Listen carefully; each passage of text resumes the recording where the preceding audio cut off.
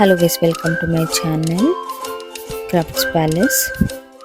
ಇವತ್ತು ನಾನು ನಿಮಗೆ ಈ ವಿಡಿಯೋದಲ್ಲಿ ಸಿಲ್ಕ್ ಥ್ರೆಡ್ ಬ್ಯಾಂಗಲ್ಸ್ನ ಹೇಗೆ ಡಿಸೈನ್ ಮಾಡೋದಂತ ತೋರಿಸ್ತಾ ಇದ್ದೀನಿ.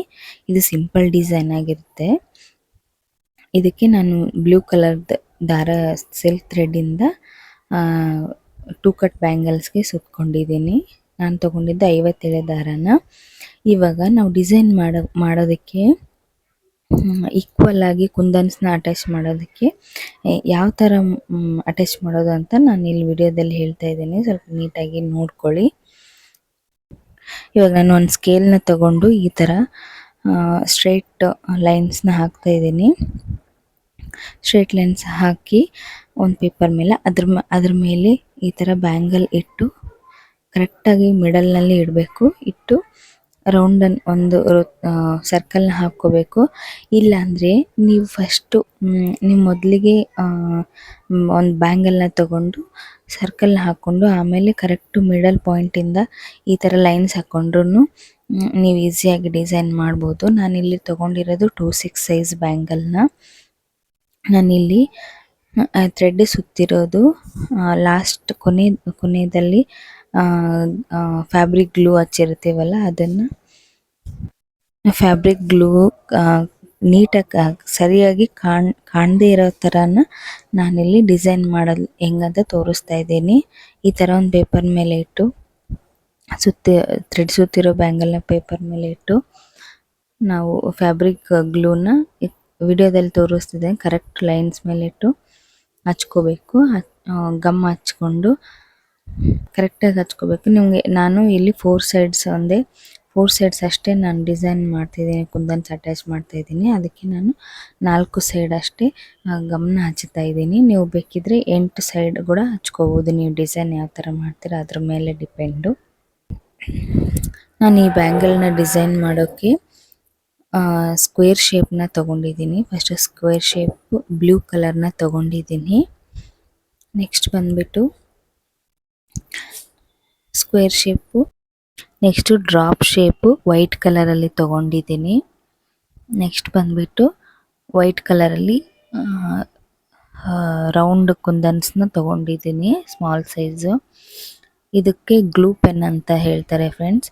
ಗ್ಲೂ ಪೆನ್ನು ಮತ್ತು ಗ್ಲೂ ಪ್ಯಾಡ್ ಇದು ಎರಡೂ ಜೊತೆಗೆ ಬರುತ್ತೆ.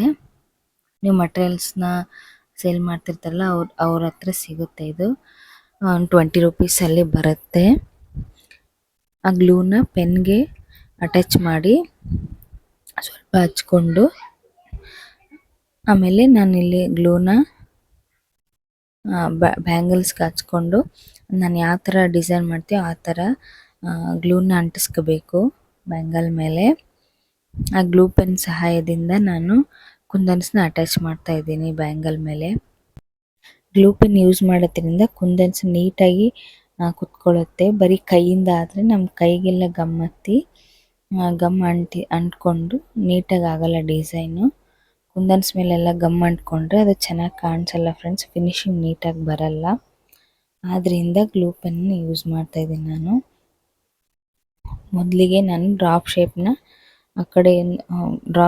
2 ಸೈಡ್ಸ್ ಇಟ್ಕೊಂಡು ಅದ್ರ ಮಿಡಲಲ್ಲಿ ಸ್ಕ್ವೇರ್ ಶೇಪ್ನ ಇಟ್ಕೊತಾ ಇದ್ದೀನಿ, ಅಂಟಿಸ್ತಾ ಇದ್ದೀನಿ ಕುಂದನ್ಸ್ನ. ಇದೇ ರೀತಿ 4 ಸೈಡ್ ಹಚ್ಚಬೇಕು ಕುಂದನ್ಸ್ನ. ನಾನಿಲ್ಲಿ ಇನ್ನೊಂದು ಸೈಡಲ್ಲಿ ಹಚ್ತಾ ಇದ್ದೀನಿ. ಫಸ್ಟು ಡ್ರಾಪ್ ಶೇಪ್ ತಗೊಂಡು ಅಂಟಿಸಿದ್ದೀನಿ. ನಂತರ ಇನ್ನೊಂದು ತಗೊಂಡು ಅಂಟಿಸಿದ್ದೀನಿ. ಆಮೇಲೆ ಸ್ಕ್ವೇರ್ ಶೇಪ್ ತಗೊಂಡು ಕರೆಕ್ಟ್ ಎರಡರಲ್ಲಿ ಮಿಡಲಲ್ಲಿ ಬರೋ ಥರ ಅಂಟಿಸಿದ್ದೀನಿ. ಇದೇ ಥರ ಇನ್ನೂ 2 ಸೈಡ್ಸ್ನ ಕಂಪ್ಲೀಟ್ ಮಾಡಿ ತೋರಿಸ್ತೀನಿ. ಇನ್ನು 2 ಸೈಡ್ಸ್ ಹಚ್ಕೊತಾ ಇದ್ದೀನಿ ಕುಂದನ್ಸ್ನ. ಈ ಥ್ರೆಡ್ನ ಸುತ್ತೋಕ್ಕೆ 57 ದಾರನ ತಗೊಂಡಿದ್ದೀನಿ.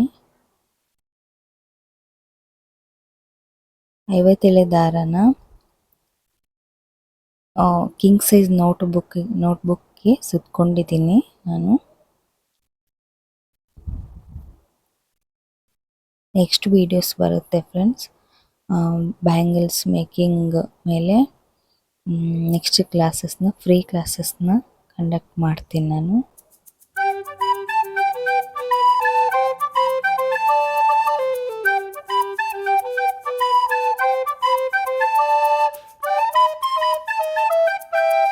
ವಿಡಿಯೋದಲ್ಲಿ ಕಾಣ್ತಿರೋ ಥರ ನೋಡ್ತಿರೋ ಥರ ಟಚ್ ಮಾಡ್ಕೋಬೇಕು ಕುಂದನ್ಸ್ನ. ಗ್ಲೂನ ಪೂರ್ತಿ ಜಾಸ್ತಿ ಹಚ್ಚಬಾರ್ದು ಫ್ರೆಂಡ್ಸ್, ಯಾಕಂದರೆ ಫುಲ್ಲು ಜಾಸ್ತಿ ಹಚ್ಚಿದರೆ ಹೊರಗೆ ಬರೋ ಚಾನ್ಸಸ್ ಇರುತ್ತೆ. ಅದು ಕುಂದನ್ಸು ಈಗ ಮಿಡಲಲ್ಲಿ ಗ್ಯಾಪ್ ಇರೋದ್ರಿಂದ ಅಲ್ಲಿ ನಾನು ಅದೇ ವೈಟ್ ಕಲರ್ ಕುಂದನ್ಸ್ನ, ರೌಂಡ್ ಶೇಪ್ ಕುಂದನ್ಸ್ನ ಅಟ್ಯಾಚ್ ಮಾಡ್ತಾ ಇದ್ದೀನಿ ಗ್ಲೂ ಹಾಕಿ. 4 ಸೈಡಲ್ಲಿ ಗ್ಯಾಪ್ ಏನಿದೆ ಅಲ್ಲ ಅದನ್ನು ಫಿಲ್ ಮಾಡ್ತಾ ಇದ್ದೀನಿ. ಚೆನ್ನಾಗಿ ಕಾಣಿಸುತ್ತೆ ಫ್ರೆಂಡ್ಸ್. ಬೇಕಿದ್ರೆ ನೀವು ಬ್ಯಾಂಗಲ್ ಥ್ರೆಡ್ ಏನು ಸುತ್ತಿರ್ತೀರಲ್ಲ ಅದೇ ಕಲರ್ನ ಕುಂದನ್ಸ್ ಕೂಡ ಅಟ್ಯಾಚ್ ಮಾಡ್ಕೋಬೋದು. ನಾನಿಲ್ಲಿ ವೈಟ್ ಕಲರು ಮತ್ತು ಬ್ಲೂ ಕಲರ್ನ ತಗೊಂಡಿದ್ದೀನಿ ಕುಂದನ್ಸ್ನ. ಇದು ಕಂಪ್ಲೀಟ್ ಆಗಿದೆ ಫ್ರೆಂಡ್ಸ್. ಇವಾಗ ಡಿಸೈನು ಇದು ನಾನು ಮಾಡಿರೋದು 2 ಕಟ್ ಬ್ಯಾಂಗಲ್ ಮೇಲೆ. ನಾನು ಮೊದಲೇ ಒಂದು ಮಾಡಿದ್ದೆ, ಅದು ಗಮ್ ಆರಿದ ಮೇಲೆ ಯಾವ ಥರ ಕಾಣಿಸ್ತಾ ಇದೆ ನೀವು ಡಿಫ್ರೆನ್ಸ್ನ ಅಬ್ಸರ್ವ್ ಮಾಡ್ಬೋದು ಇಲ್ಲಿ ವಿಡಿಯೋದಲ್ಲಿ. ಕೊನೆಗೆ ನಾನು ಪಿಕ್ಸ್ನ ಹಾಕ್ತೀನಿ, ಗಮ್ ಆರಿದ ಮೇಲೆ ಯಾವ ಥರ ಇರುತ್ತೆ ಅಂತ ನೀವು ನೋಡ್ಬೋದು. ಈ ಬ್ಯಾಂಗಲ್ 2-6 ಬ್ಯಾಂಗಲ್ ಮೇಲೆ ನಾನು ಟ್ರೈ ಮಾಡಿರೋದು. ನೋಡಿ ಗಮ್ ಆರಿದ ಮೇಲೆ ಯಾವ ಥರ ನೀಟಾಗಿ ಕಾಣಿಸ್ತಾ ಇದೆ. Okay, thanks for watching. Bye.